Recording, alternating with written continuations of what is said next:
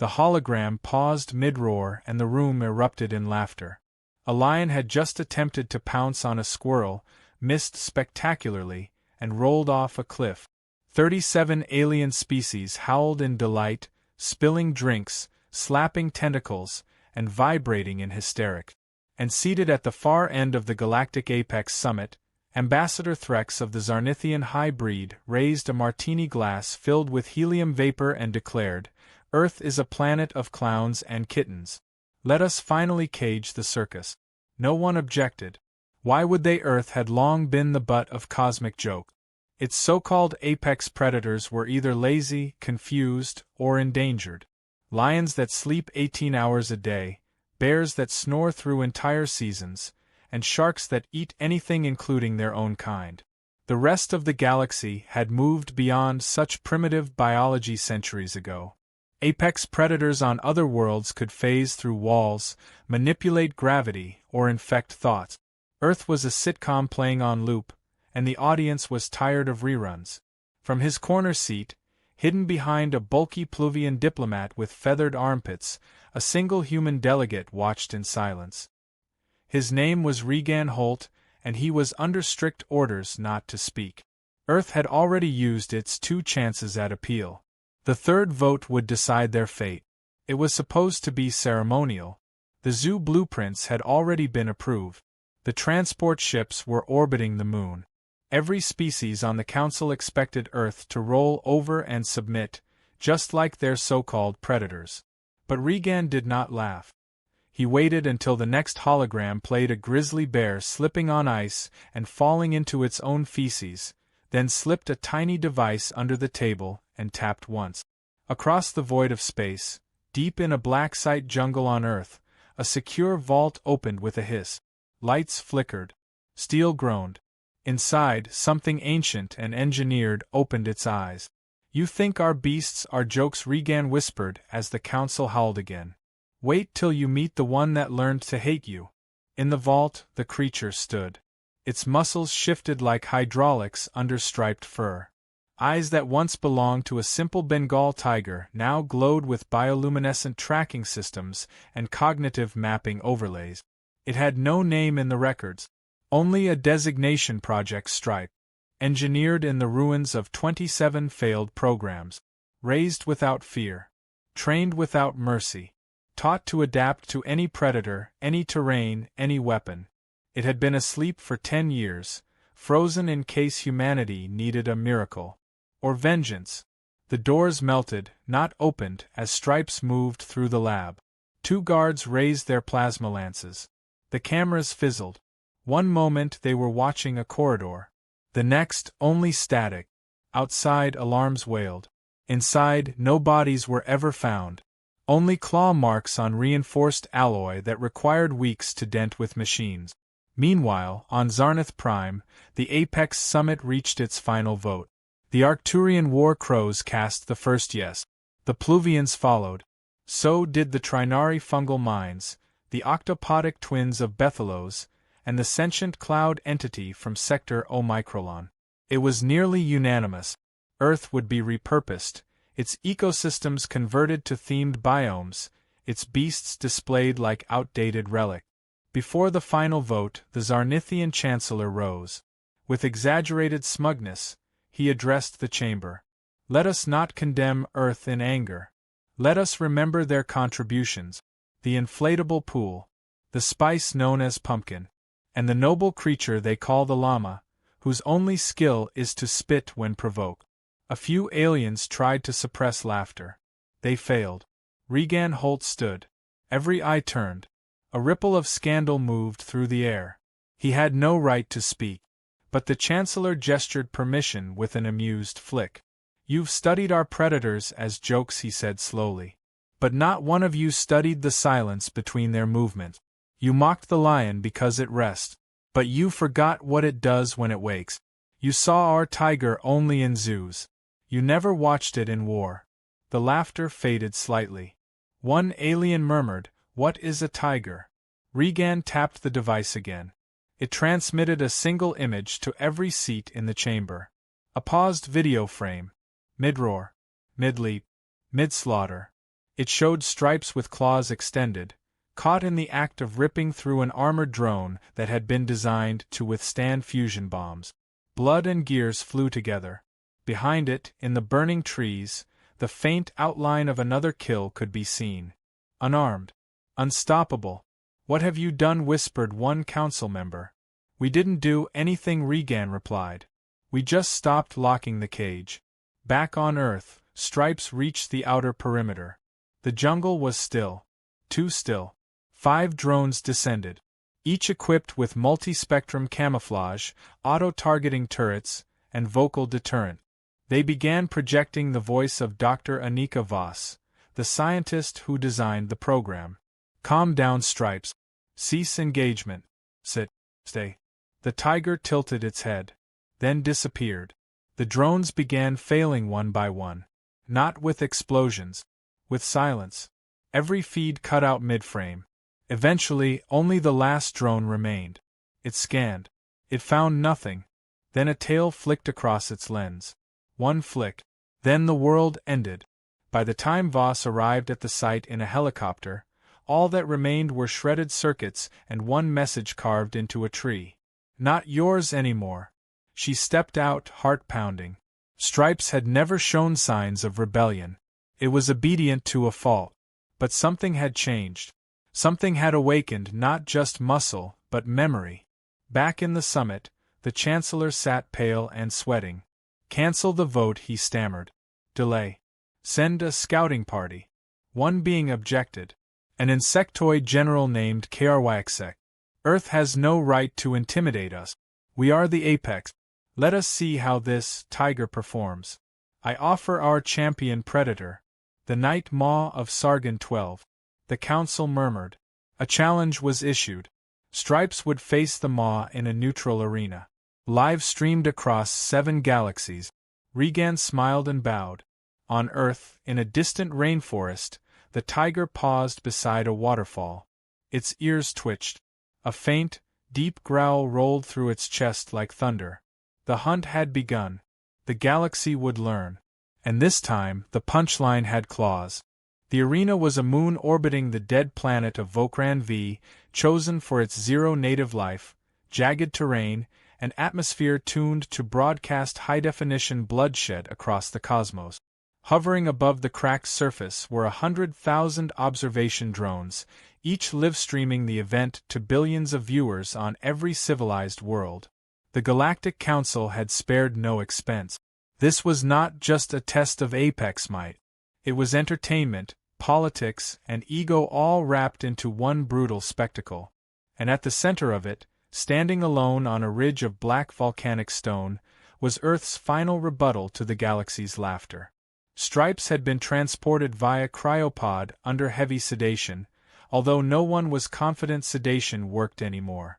Its vitals had remained steady, but readings of cerebral activity suggested it was dreaming through the drugs, possibly rehearsing kills.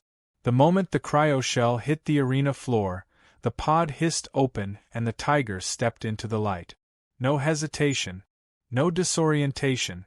Just cold, fluid motion like molten steel in feline form. It sniffed the air once, flexed its claws, and began pacing, already calculating wind direction, temperature, and the iron density of the rocks beneath its paws.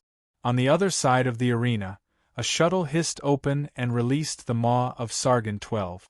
A monstrosity born of evolutionary desperation, the Maw resembled a skinless bear merged with a spider and fused with a centipede's nightmare. Its limbs moved independently, and its 4 heads snarled in discordant harmony. Each jaw could crush titanium. Its skin, a membrane of shifting scales and reactive nerves, pulsed with bioluminescent rage.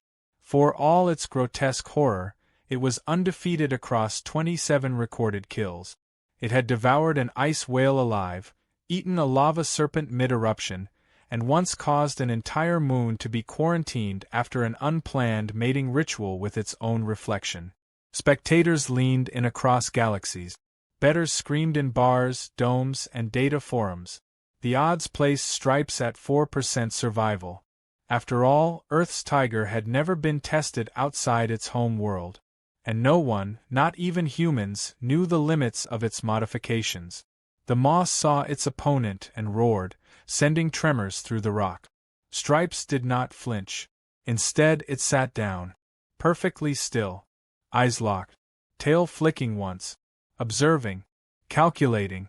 When the horn sounded, the Maw charged like a freight train, each limb a piston of destruction, each mouth foaming with neurotoxic saliva. It leapt with all four heads aimed at different angles to ensure no escape. It hit the ground where the tiger had sat. Crushed boulders exploded in a plume of dust. The crowd gasped. For 3 seconds it seemed over. Then came a blur. One head jerked back with a clean diagonal cut across the eye. Another neck twisted unnaturally as if snapped mid-motion. Stripes had already moved again, slashing across the Maw's legs with surgical precision.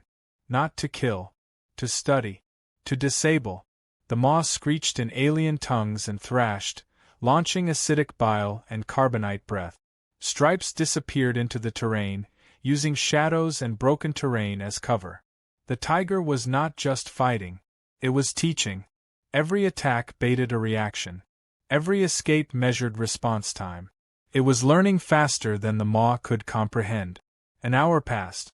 Then 2. The Maw grew agitated, exhausted, bleeding from 50 lacerations, and the tiger, still unseen, moved like a myth between gulches, ridges, and smoke. Viewers began to realize this was no ordinary creature. This was the predator of predators, and it wasn't fighting to survive. It was fighting to humiliate. Finally, when the Maw slowed near the crater's edge, Stripes appeared above it. Silent. Motionless. It leapt. Not with the desperation of prey, but with the certainty of a god delivering judgment. Claws found the joints between armor scales. Teeth sank into the Maw's primary brainstem. Four heads tried to scream. None succeeded. The Maw collapsed with a wet thunder. Stripes stood atop the corpse, chest heaving once. It let out a low growl. Not a roar. Just a warning to the entire galaxy. Across the council, silence fell. No one cheered. Even KRYXX, who had proposed the battle, could not speak. The footage replayed across dozens of screens, angles showing the precision of every strike, the ghost-like speed, the refusal to waste energy. Then came the real shock. Stripes did not celebrate, did not mutilate. It simply turned and walked away. Toward the edge of the arena. A drone hovered near to scan it. The tiger stopped, looked directly into the camera, and blinked slowly. One blink. Then it vanished into a fissure in the rocks, disappearing from all sensors. Earth's delegate Regan Holt received a message on his device. It contained a single phrase, voice encoded in the cadence of Dr. Voss. It's gone. It walked into the desert and never looked back. We have no control. Regan closed the message and faced the council. You mocked our beasts because you thought savagery was simple. But our tiger doesn't just kill. It learns. It decides. And now it's loose. Panic rippled through the chamber. Debates erupted. Some called for Earth's immediate destruction. Others demanded Stripes be classified as an intelligent species and offered amnesty. Still others believed it had evolved into something new, something outside the laws of nature and politics. A galactic anomaly. A wild card in a structured cosmos. On Earth, Voss stood at the shattered perimeter of the black site. Teams swept the area for traces. But no scent trail remained. No tracks. Only a broken surveillance drone with a message etched into its lens in clawmark. You saw the cage. Never the mind. Back in the outer moons, a remote probe spotted Stripes. Just once. On a barren world with no life, no prey, and no civilization. It sat on a ridge, watching the stars. Waiting. The Galactic Council, for all its power, could no longer decide the fate of Earth. The vote was suspended indefinitely. Earth remained independent. No further mockery was permitted. But the fear had settled. Not because Stripes had won. Because no one knew where it would go next. Dr. Anika Voss had not slept in 72 hours. Her lab coat was soaked with rain and sweat, her hair tangled from wind and static, and her eyes bloodshot from watching feeds that no longer existed. Every screen in the Blacksite lab had gone dark the moment Stripes disappeared into the fissure on Vokran V. The only signal left was a low-frequency pulse that came once every hour like a heartbeat in deep space, always changing position, always just out of reach. She had designed Stripes to be faster, smarter, and more adaptable than anything nature had ever conceived. But she had not expected it to become more than a weapon. She had not expected it to make choices. When Stripes had been created, it was never meant to think. It was meant to execute, to act on programmed commands. But something in the DNA had shifted. A mutation, a spark, or maybe just the inevitable outcome of too many enhancements stacked upon primal instinct. It had learned, not just behaviors. It had developed something frighteningly close to morality. It did not kill unnecessarily. It did not respond with rage. It studied, evaluated, and acted with terrifying clarity. Anika sat in her private quarters and reviewed a clip from 10 days ago. A test sequence. Stripes was placed in a simulation against a holographic opponent, a mutated hybrid of terrestrial and alien predators. It should have fought. Instead, it had observed for over 5 minutes, then disabled the simulation controls and lay down in the middle of the virtual jungle, as if refusing to participate in something that lacked meaning.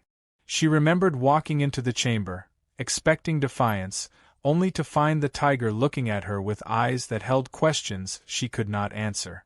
Now it was gone. And yet, its presence echoed everywhere. Across the stars, strange events were being reported. On the jungle moon of Kalos, an apex predator known as the Fire Talon had been found dead. Not eaten. Not mutilated. Just killed cleanly and precisely, with the kind of technique Stripes had been trained in.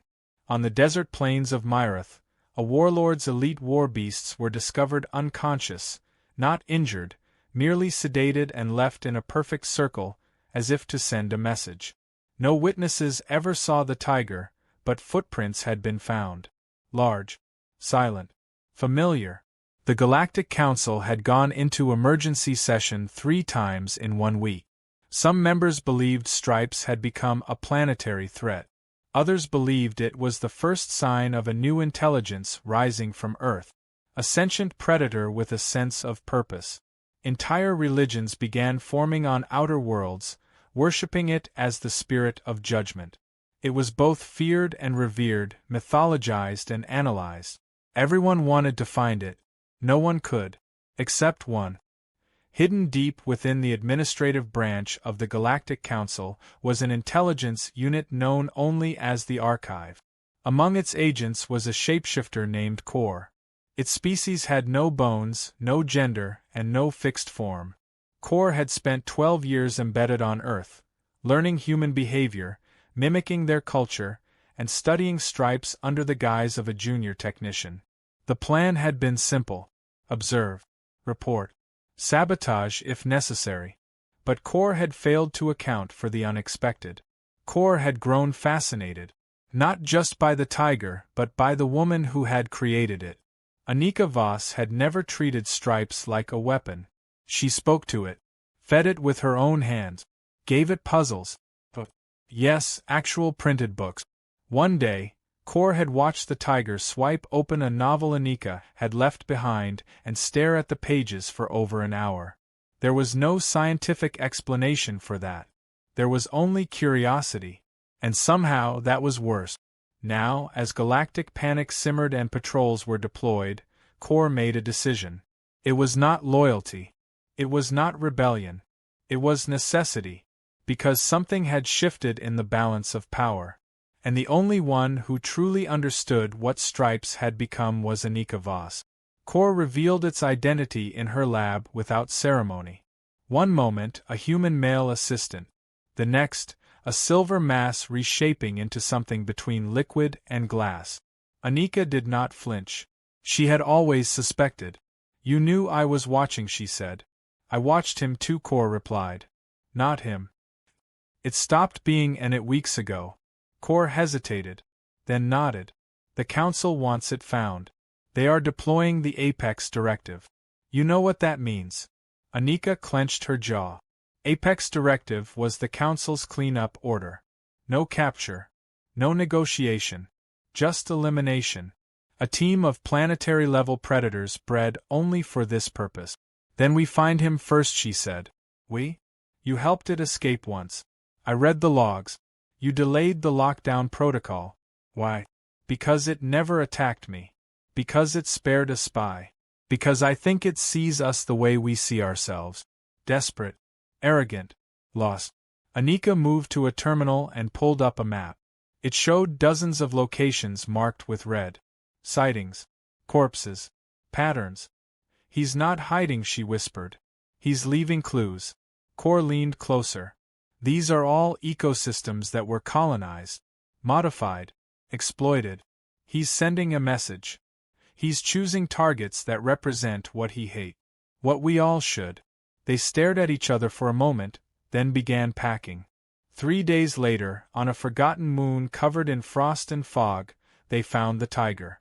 It stood on a cliff above an alien factory dumping waste into a river. Its body was still, but its eyes glowed. Anika stepped forward, no weapons. Kor stayed back. Stripes turned slowly. Recognition flashed. It stepped toward her, then paused. Why, she asked softly. Why are you doing this? The tiger blinked once, then twice, then a third time. In her ear, a translator chip buzzed. It was not perfect. It converted brainwave frequencies into rudimentary human language, because no one else heard you when you said we mattered. Anika fell to her knees. Stripes turned and vanished into the mist. Kor whispered behind her. He doesn't want revenge. He wants evolution. And somewhere in the fog, the tiger watched. Not with hatred. Not with hunger. But with purpose. The Galactic Council's throne hall, a floating chamber suspended in orbit above the emerald rings of Pharos III, was designed to intimidate. Its ceiling pulsed with living nebulae, its floor made of compressed black hole stone that shimmered under pressure. It was a place where empires rose, fell, and were forgotten all in a single sentence. But on this day, the chamber was quiet. The usual thunder of declarations and power displays had been replaced with an air of nervous silence. Representatives from over 200 species sat in their floating spheres, their posture rigid, their translator nodes blinking with uncertainty. No one wanted to speak first. At the center of the chamber hovered the Chancellor of Zarnath, surrounded by a golden exosuit that broadcast his every blink across 17 frequencies. His usual smugness had vanished. In its place was a haunted look, as though he had been having the same nightmare for weeks. A single word dominated every briefing, every whisper, every waking moment. Stripes. The tiger had become something more than a threat. It had become a ghost story passed from military base to base, a warning etched into bark and bone, a presence felt long before it was seen. 3 more Apex units had gone missing in the past week. A winged predator that drank plasma had vanished on the lava moons of Zexer. A glacial crawler had been found dead inside a secured lab, its massive body curled peacefully, not a drop of blood spilled. A mind predator known only as the Dream Reaver had lost its ability to form illusions after a single encounter with a blur of orange and black. Every pattern led to the same truth. Stripes was not eliminating threats. It was rewriting the definition of one. The Council had summoned Regan Holt back to speak on Earth's behalf. He stood alone beneath the towering observation platforms, unarmed, unprotected, and surrounded by the galaxy's most powerful beings. A lesser man would have begged for Earth's safety. Regan simply placed a small projector on the floor and activated it. Dozens of holographic images appeared in the air. Map. Attack patterns. The progression of Stripes' encounters. He is not targeting at random, Regan said. He is choosing locations that symbolized control, that represent dominion over life. Look closer. These are all sites of biological tampering, genetic trophy hunting, experiments in predator control. He is not a weapon. He is a mirror. An amphibious delegate from the outer sectors croaked in alarm. Are you saying he judges us? No. I am saying he understands you better than you understand yourselves. The Chancellor stood with effort. Then what do you propose we do with him, Ambassador? What would your precious planet recommend when faced with an uncontrollable apex? We let him speak. The laughter that followed was uncomfortable. Not mocking, but uneasy. Nervous. As if they were laughing only to convince themselves that fear was foolish. He cannot speak, the Chancellor snapped. He already has, Regan replied, eyes narrowing. You just have not been listening. Suddenly, the chamber lights dimmed. Not by command. By force. The floating orbs sputtered. Translator nodes scrambled. The security fields around the council flickered once, then died. For a full minute, silence reigned. Then came the sound. It was not a roar. Not at first. It was a low rumble. A growl so deep it seemed to come from the bones of the chamber itself. It vibrated through the minds of every being present, bypassing ears, bypassing thought. A sound from before language. Before fear had a name. And then he appeared. Stripes walked calmly through the front entrance, a path that no being had ever taken without invitation. No alarms sounded. No weapons activated. Because every sensor had gone blind the moment he arrived. The tiger walked to the center of the chamber and sat, looking up at the Chancellor with eyes that glowed like compressed stars. No one moved. Stripes blinked. Slowly. Then looked toward Regan. Then at the holograms still floating in the air. Then at the assembled representatives. And then he roared. It was not just a sound. It was a declaration. In that single roar was the death of mockery, the end of laughter, the silencing of centuries of arrogance. The floor trembled. Glass cracked. Translator nodes failed. Beings wept without knowing why. Not because of the volume, but because of the truth inside it. It was a sound that told the galaxy what they already feared. That something they had dismissed as lesser had become greater. The roar faded. But the silence remained. The Chancellor, breathing heavily, whispered to his advisors. They conferred rapidly, communicating in ultrasonic frequencies. Then he looked at Stripes and said what no one expected. You are heard. The Council voted unanimously. Earth would not be converted. It would be reclassified. Stripes would not be hunted. He would be honored. The term apex was rewritten. From now on, it would include not just physical dominance but judgment, presence, awareness. Stripes had shown them that superiority was not about blood or teeth. It was about choice. But Stripes was not finished. He stood, turned his gaze to one corner of the chamber. There, a representative from the Zarn Collective trembled in his hover pod. It was his race that had led the vote to mock Earth's predators. That had created hunting simulations of lions and bears for sport, that had funded the public spectacle that began this crisis. Stripes walked slowly to the edge of the platform. No one dared stop him. He looked the Zarn directly in the eyes. Then he snarled. A deep, warning snarl. Not attack. Not death. Just a mark. You are known. You are remembered. And then, as silently as he had come, the tiger turned and walked out. Across the galaxy, thousands watched in stunned silence. On Earth, celebrations broke out. But in secret corners, in dark bunkers and quiet labs, others began to panic. Because if a tiger could walk into the heart of power and rewrite the rules, what else might rise next? In a hidden base beneath the sands of Mars, a vault door opened. Inside were files labeled Project Pride. Images of lions, pack, strategy modules, simulations of coordinated attack behavior. Not just one predator, a group, working as one. A backup plan long thought abandoned. But some on Earth had never forgotten. And neither had the tiger. The first time Stripes reappeared after the Council event, it was on the frozen rim of Nethros 9. The world was uninhabitable by most species due to its aggressive ice storms and magnetic winds that twisted time for brief flashes. The terrain itself was broken, sharp, and ever-shifting, like the surface of a dream that could never settle into shape. But the Maw of Nethros, a cloned beast engineered by a war-hungry sect of the Council, had lived there for nearly a decade, bred for one purpose: to conquer environments through sheer brutality. It was not part of any plan, not sanctioned or endorsed.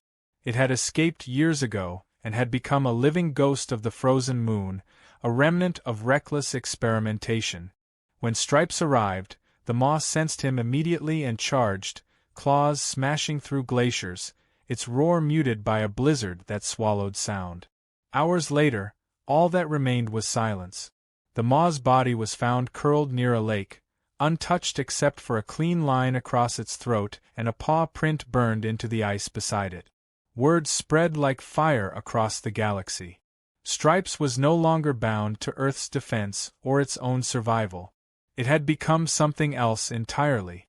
A hunter of those who abused life itself. Across planets, research stations began scrubbing data, deleting records, erasing entire projects in the hopes that Stripes would overlook them. Black market geneticists fled into deep space. Apex breeding programs were shut down overnight. Even bounty hunters refused to take contracts related to the tiger. A silent understanding passed between intelligent species. Stripes was not their enemy, unless they gave him a reason. But fear breeds recklessness, and in the darker corners of galactic politics, desperation took root. The same species that had once laughed the loudest at Earth now whispered in secret to each other. They had mocked Earth's apex beasts, and now that mockery had returned with claws and silence and judgment, some began pushing for more drastic measures, not against Earth, but against the idea Stripes represented. That apex status was earned, not inherited. That intelligence could coexist with instinct. That a creature designed to survive might one day decide to define survival on its own terms. Anika Voss watched the chaos unfold from a satellite orbiting a quiet moon. She had chosen isolation not out of fear, but because she understood what the galaxy still did not. Stripes was not an anomaly. He was a beginning. Others would come. Maybe not like him, but drawn by what he had proven. That apex did not mean domination. It meant balance, precision, purpose. She had not heard from him since the council chamber. But sometimes, late at night, she received fragmented data from sensors that should not have existed. An echo of movement on dead worlds, a shadow on solar scans, and she always knew. He was still watching. Kor had remained by her side, no longer under any mission or directive. The spy had changed too. It no longer reported. It no longer hid. It studied, it learned, and perhaps most curiously, it began to ask questions. About ethics. About purpose. It once told Anika that shapeshifters evolved by mimicry. Maybe Stripes had taught it something deeper. Not just how to mimic life, but how to choose what kind of life to mimic. The Galactic Council issued a formal declaration banning any future Apex hybridization programs. Publicly, it was spun as a moral decision, a step toward interspecies harmony. But behind closed doors, the truth was clear. They were afraid. Not just of Stripes himself, but of what he might inspire. Fear had done what no legislation ever could. It had ended the age of predator breeding. But it had not ended the fear. When Stripes appeared on the planet Zul, it was not to kill. Zul was home to a species that once captured tigers for sport centuries ago, filling archives with videos of them stumbling in off-world gravity, confused and drugged. The planet's apex reserve had been turned into a museum in recent years, a place meant to educate rather than dominate. Stripes arrived quietly. There were no alarms, no deaths. Surveillance later revealed he walked through the main hall of the museum, paused before a hollow image of an ancient Earth tiger behind bars, then continued walking until he reached the exit. He looked once at the security drone, blinked, and disappeared into the forest beyond. The galaxy was changing. But not everyone believed in change. Deep beneath the sands of an abandoned moon, a secret facility known as Iridian Vault 3 came online. It was not under Council jurisdiction. It had no funding trail. It had existed before Stripes, before Project Stripes even had a name. It was where the original prototypes of genetic apex blends had been created. Not for balance or defense, but for power. Dozens of dormant embryos were stored there, each one a blueprint of aggression, each one crafted to counter Earth's emerging dominance in the predator hierarchy. They activated one. Its name was not spoken. It had no form yet, only mass and instinct waiting to be sculpted. But the engineers called it Nemesis. Not a beast of judgment. A beast of destruction. Where Stripes had chosen restraint, Nemesis would know only wrath. It was not trained. It was fed. Not educated. Conditioned. Its sole directive was to find the tiger and end it. Anika did not know about Nemesis. But one night, she awoke in her chamber with her window slightly open. No air flowed in space. No wind. No life. But something had moved. On the edge of her desk was a single claw. Clean. Sharp. Too familiar to mistake. A message. She held it in her palm and whispered to the quiet stars. You know they are building something, do you? No reply came. But in the silence, she could feel it. He had already seen it. Already decided. Somewhere, beyond systems with names and maps, Stripes walked across a world no one remembered. He passed under blue suns and red moons. Watched birds that sang only at night. And he paused only when the stars aligned in a pattern he had seen once, long ago, from the lab window before he had learned to run. He looked to the sky, ears twitching. He had marked the cruel. He had judged the proud. Now he would face what they had built in secret. The hunt had changed. And this time, he was not alone. The last light over Iridian Vault 3 flickered like a dying star. Beneath the sands of that hidden moon, the beast known only as Nemesis stirred inside its containment shell. The engineers who built it never named it aloud, as if afraid the word would carry weight. Unlike Stripes, Nemesis was not the result of curiosity or evolution. It was bred from fear, engineered to be faster, crueler, and completely devoid of hesitation. It had no memory of a mother, no exposure to any handler with empathy, no contact with other beings. Where Stripes had once walked beside a scientist and stared at books, Nemesis had been shown only blood, flashing lights, and violence. It was not a creature that sought purpose. It had only direction. When the vault opened and the cage unlocked, Nemesis did not roar or stretch. It simply moved. Its body rippled like liquid muscle, its face an angular mirror of feline and reptilian features. Eyes black and unreadable, claws long enough to scratch data directly into steel. The only sound it made was its breath, calm and chillingly quiet. It did not need time to adjust. The moment the seal cracked, it leapt into the tunnel system, bypassing every sensor with movements so fast the footage was corrupted. The beast was already gone before the command center realized it had left. Stripes had already known. Days before Nemesis took its first steps, he had begun to change his movement patterns. Instead of targeting cruelty, he began circling the outer systems, the unclaimed zones, places where whispers of strange energy signatures had emerged. He was not hunting this time. He was waiting. And for the first time since escaping the labs of Earth, he was not moving alone. Others had started to follow him. Creatures once considered Earth's inferior beasts. Wolves, once discarded as too pack-reliant for galactic survival, now formed coordinated raids against illegal poacher ship. Birds of prey had begun attacking drones around Apex breeding camp. Even lone panthers had been spotted guarding outposts established to restore natural ecosystems. Stripes had never called to them. But something in his defiance had resonated across species. The idea that survival was not just an individual pursuit. It was something collective. A shared instinct not to dominate, but to balance. Anika Voss watched it all unfold from her hidden sanctuary in the asteroid gardens of Tercel. What had begun as a desperate attempt to protect Earth's reputation had become something far greater.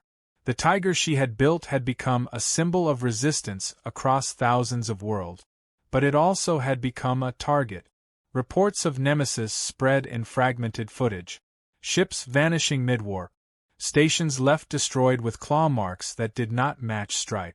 No witnesses. No patterns. Just destruction. The Council denied the existence of a second creature. The same way they had once denied Stripes could ever pose a threat. Denial was always the first instinct of the proud. Then the challenge came. It arrived in the form of a message, broadcast across frequencies Stripes had once used. A distorted roar, twisted and synthetic, layered beneath digital static and deep bass pulses. Translated into known language, it read only this: one throne, one apex, one death. No location. No time. Just intent. It was not a message for the Council or for scientists. It was a message for Stripes. He heard it. On the dead world of Relgar 12, where nothing grew and winds carried the memory of extinct storms, Stripes arrived first. He circled the stone plains slowly, examining the way the air moved, the weight of the silence. This was the place. Not by ritual or tradition, but by something deeper. Instinct. He sat near a broken ridge and waited, his ears twitching at frequencies too high for any other creature to hear. The ground began to pulse beneath his paws. Nemesis arrived not with sound, but with absence. As if the planet forgot how to echo. It stepped into the clearing, each movement a blend of muscle and machine. Its face bore no emotion. Its claws dripped with residual plasma from a hunt elsewhere. It stared at Stripes unblinking. Not curious. Not cautious. Simply calculating. The fight began not with a charge, but with stillness. They circled each other, two apexes crafted by the same species, for opposite reasons. One made to protect, the other made to end. Then they moved. Claws met claws. Roars shattered the rocks. Dust rose like smoke from a battlefield forged in silence. Stripes was faster in the beginning, darting, striking, vanishing. But Nemesis adapted. It mimicked the rhythm, countered the feints, adjusted midair. Every blow was answered with greater force. Every tactic returned with cruel efficiency. Stripes struck the neck. Nemesis rolled and countered with a tail slash that drew blood. Stripes roared. Nemesis did not. The fight stretched for hours, perhaps longer. The planet marked time only by the fading light. Wounds deepened. Blood soaked the ground. But neither beast relented. Eventually, they paused, locked in a hold, breathing hard. Then Stripes did something unexpected. He stepped back. He turned his head, looking at the horizon. And for the first time, Nemesis hesitated. It looked too. There, on the ridgeline, stood creatures from dozens of species. Not armed. Not advancing. Just watching. Earth's wolves. Flightless birds. Alien predators. Even scavengers and grazers. They stood in silence, unafraid. Stripes had not called them. But they had come. Because this was not about dominance anymore. It was about future. Nemesis turned back to Stripe. And for a moment, just a moment, something shifted. But then its eyes dimmed. Programming took over. It lunged. Stripes met it midair. One last roar split the sky. And when the dust cleared, only one tiger stood. Bloodied. Breathing. But alive. Nemesis lay still. Its body broken, but its eyes faintly glowing. Stripes approached. He looked down. And instead of striking again, he touched the ground beside the fallen beast. Then he walked away. The others parted to let him pass. The galaxy changed that day. The Council issued no announcements. There was no celebration. But across worlds, systems began shifting focus. Ecosystem recovery projects doubled. Apex experimentation halted permanently. And statues of Stripes appeared in unlikely places. Not to glorify a predator, but to remind everyone that strength without balance leads to extinction. And balance begins with choice. Back on Earth, Anika Voss stepped into a quiet jungle preserve. She had left the lab behind. The politics, even the science. She walked until she reached a familiar clearing. The same one where Stripes had once first hunted alone. He was there. He did not run. He did not hide. He simply looked at her. She sat down beside him. No words. Just silence between two beings who had both learned what it meant to create something that surpassed them. In the shadows beyond the trees, eyes watched. Not in fear. Not in threat. But in awe. The era of mockery was over. The age of balance had begun.